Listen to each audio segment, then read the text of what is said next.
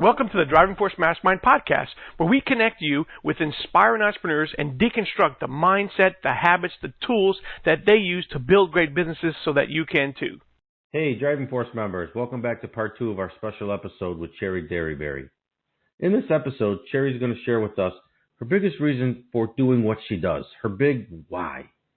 Her secret of being able to implement like crazy and stay focused on the big picture, as she works to make sure her franchisees are super successful, and how to take massive action to clear out the people that are not good influence in your life. So now let's get to it. And you know what, let's dive into the business here so everybody knows exactly what this Derryberry empire is. So tell us, so others know, what exactly is it that you do? There are 3 things that we do. We clean buildings, and we help people start businesses. And then we work with veterans to clean ceilings. So there's a general here in town. I'm working with him now to pull in more veterans. We're going to do a job fair on the 8 bases in Arizona. We're going to partner with other companies. I mean, it's usually 1 or 2 things, but yeah, right. I feel like, man, we've done 1 or 2 things, and she's done 12. I feel terrible now. Yeah, right. Like I haven't worked hard enough. So then, what is your biggest why then is to help veterans, help people become owners of businesses instead of just employees. Yep. And then be able to grow your business so you can donate more to charity. Mm-hmm. I would say that would be your why behind everything. Okay. Last week, we had an HR person come in and work with our franchise owners how to hire and fire, do it according to state law and federal law. So we're training. Well, with it, what I feel that creates is a lifetime value of a franchise owner, of an employee. You're not having a high, what we call a churn rate. Nobody else in town is doing that. They just put them out there. Just let them fail or take their money. That's what Anago did to us. Walter, I think you got to say this really makes them different than pretty much every other company that's out there, at least in their area. Well, what I hear is, so from this why, you've taken it, you know, we started this conversation with changing your inner and outer circle, and it almost seems like that's what you're continuing to do, just in a different way with this employees, with this HR. That's essentially what you're doing, right? You're helping them surround themselves with the right people, their own inner circle, their own inner sanctum of people that are going to help them grow their business, whether they call them employees or an inner circle, or, you know, if it's a women's group of 4 that does it and it's getting rid of the bad riffraff that's not helping you. That's essentially what you're doing. When you talked about Mike Hire and his friends, you had to get rid of them. So it seems like it's almost a continuation of where your strength is surrounding yourself and getting yourself that inner circle. Okay, we just get started. I went to a networking thing yesterday, and there's a woman there. She did cookies from home, Susan Brooks. She made billions of dollars. And her house cleaner was arrested because she's illegal. So I called my franchise development officer, and he called his attorney, and we're working with her. Great. So this person, that's not someone you're going to take into your organization, or that's just you? No, we're just helping. Yeah. We're just helping. We just make connections. I think now you realize, I know before it was just your time, and there's only one of you, and only so much time during the day, and you get pulled in so many different directions. And I remember us having a conversation. I think now with building your company, we're able to give 20% and probably get involved with, you know, a foundation as you keep growing, and be able to allocate where and how money is being dispersed to help exactly the right organizations that you want, without spreading yourself so thin, and you know your legacy will be intact. Exactly, I know how much you want to give back and how much you want to help people, and I think now you've come up with a strategy to do it where you're not just that sole caregiver, not everybody's calling you and pulling at you in every direction. I think will make a huge difference in your life. I feel better. It was a life-changing moment in Chicago. Yeah, I think a lot of our members at our mastermind meeting came away, because your story was fantastic, and you did exactly what these meetings are supposed to do. Make these changes, and implement. It's not like just you getting the information; it's implementing. And boy, did you ever implement! Speaking of that, where did you find the time to do that, Cheri? I mean, we spent almost 3 or 4 days away from the office. You come back in. I'm sure you had stuff that you had to do before the meetings, and now you come back to all this to do. Plus, you added so much more to your plate. How did you find the time to get all this accomplished? I mean, we're only a week away. How much do you have time to do all this? Well, I have a great team here. They do the day-to-day stuff, so I get to think big picture, which is what I do best. Which is what you do best, and you're obviously able to focus and get things done very quickly. It would serve as a great example to many of our other members that are able to do this to make sure that they've got the right team behind them. So, let me ask you this question. How do you find this team that is doing all these great things for you, that allows you to do all this and have this flexibility to do what you do best? Where did this team come from? It's obviously not by accident. Yeah, you did something that got to this point. We worked with this 2 people on our leadership team. We've known them for years.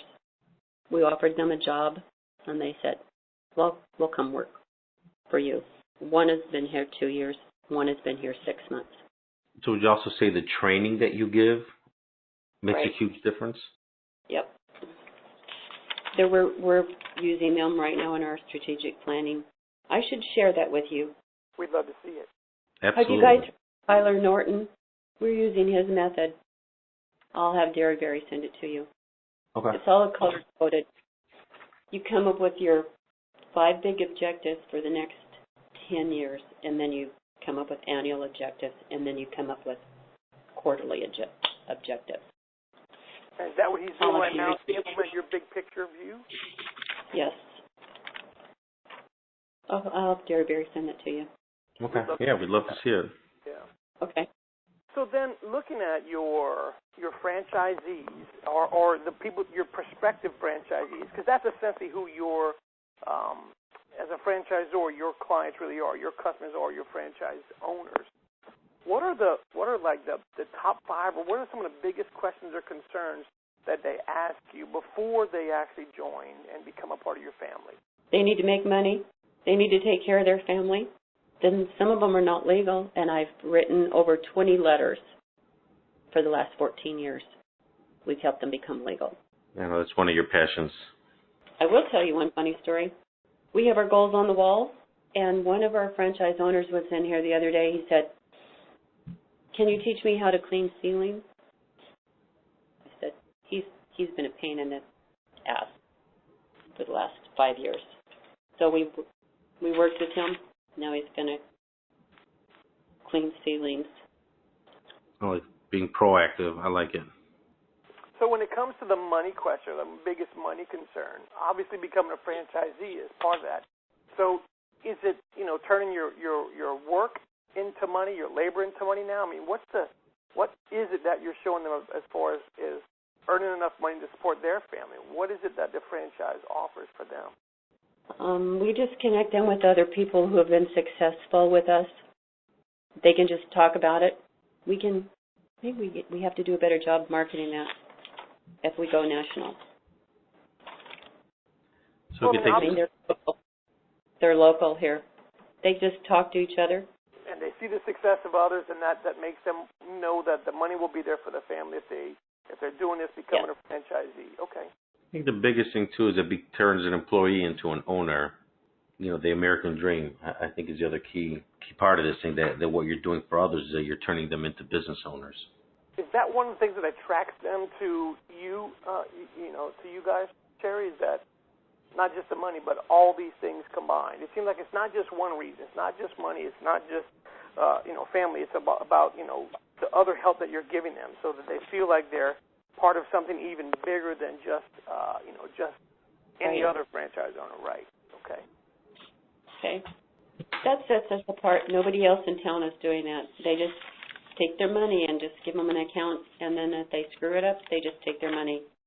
And so then what do you guys think different about that? And then if they screw it up, we just help them fix it, And so few are doing that, right? I mean, a simple answer, I mean, not easy to execute, but a simple answer is that if it gets messed up, let's just fix it. That's all there really is to it. But so few are doing that. So from a client perspective, they'll go with the cheapest company, and then we'll just keep in touch with them after they cancel us, and then they'll all come back. They come back because nobody else fixes problems. Yeah, I think the key thing is when things are running, implementing, you said? People are messy. Yeah, I think it's easy when everything's going great and there's no problems and cash flow and life is rosy. I think what separates a lot of companies and truthfully the people running the companies is when there is a problem, how do they get fixed? So when they're swept under the rug, when finger pointing happens, when they let things get too far, it's recoverable. And I think with you taking action and, hey, we got a problem, let's fix it, it also shows how much your character as well. Because we know as business owners, nothing ever runs smoothly 100% of the time. I have a saying we use every day: we don't fail, we learn. So true. Yeah. So very true. And you're really becoming their inner circle. You're making sure that they're surrounding themselves with the right people. If you were to just have them screw up and then leave them, then they would be off their own devices and find someone else that may or may not help them. But by you sticking with them when they have troubles and continuing to fix it, you continue to have that relationship and forcibly almost be a part of their inner circle and help them to succeed and make sure that they succeed, because you're not just giving up on them. You're continuing to push forward and make them the success they want to be. That's really admirable. If they're from Mexico, they don't trust anybody. Why would you? Yeah, and it just takes time to overcome that distrust. And so is that what you find your most successful franchisees, those that communicate with you most often and that have the most help, or do some of them just take it and run with it and they're almost naturally are very easily successful? Is it those that have the most trouble, or those that have the least trouble that are most successful for you guys? It depends on their personality. If they're from northern Mexico, they just listen and then just go do it. If they're from southern Mexico, they just talk. We have to hold their hands. If they're from Colombia, they'll talk for an hour. So now you're making also a big push with veterans. Right. So how does that work for you? Yeah. Yeah, so I want to ask. Well, so I sent you the Lamar letter. Mm-hmm. He crashed his helicopter 3 times in Afghanistan, and then he got out of the Marines, and then he lived in the desert for 2 years in a tent, didn't talk to anybody. So we hired him, we met him, he talked nonstop. That's how he dealt with it. I'm thinking that we might offer him a job to come back and help us go national with veterans. Yeah, having a successful spokesperson is key. Now, do you have something so we can help and use our connections to send people, or especially veterans, your way? Is there a special veterans program that you're putting on? I haven't. I'm working on it. Okay. I'm working with the general right now. I like it. You're starting at the top. That's a good thing. Right. If it was a private, I'd get nervous. So what would you tell someone, Cheri, that is on the fence about taking the massive action that you have, about clearing out their inner circle and getting rid of, the people that are not a good influence on their life? What would you tell them if they're just thinking about this and kind of on the fence? I'd tell them, I'll hold their hand and kick them in the butt. It's like a theme around here. Hold their hand and kick them in the butt. I love that. That's hilarious. But it shows your character, I think, again, that you're willing to help someone, go through a process and learn from it. So I think that just a great example of who you are and, in my opinion, what your legacy will be when this is all said and done, of how many people you're going to be able to help. Well, thanks, guys. Yeah, I mean, isn't that what we all do, really? We're holding their hands to support them and nurture them, but we have to kick them in the butt every once in a while to make them succeed. Yep. And we all need that for ourselves.